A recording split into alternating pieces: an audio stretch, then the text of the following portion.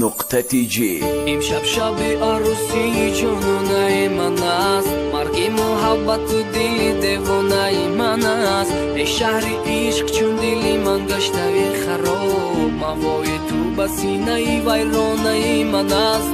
امروز هر نفس که زنم سر به هر دره، در گفتگوی قصه و افسانه من است.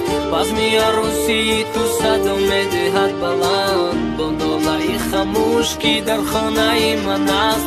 امشب نشاط ها همه بگرفتند از او، شادی بیمور در دلم از من شده جدا. بر زنده بودنم پس از این باوری کجاست؟ از درد جان گداز تو جانانی به وفا. خواهم که شاد باشم و گویم مبارکت، شادی کجا که توی تو غم خانه من است. اما زیر روی عادتی تفلانم هنوز، رومینی هم به ملکی پیمانه من است. شدن به ما عشق ناکامی من، غمگین سرانجامی من، امیدی من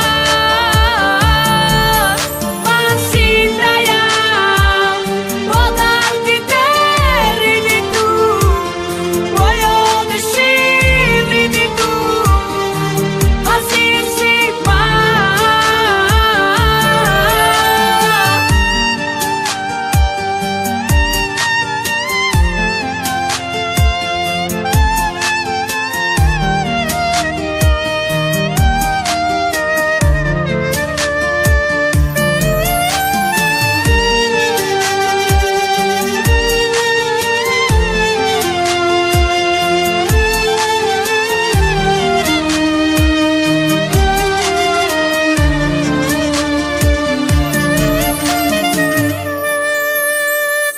زخمی که در وجود من باشد زی دست تو، با جامی غم رسیده است از چشم مست تو.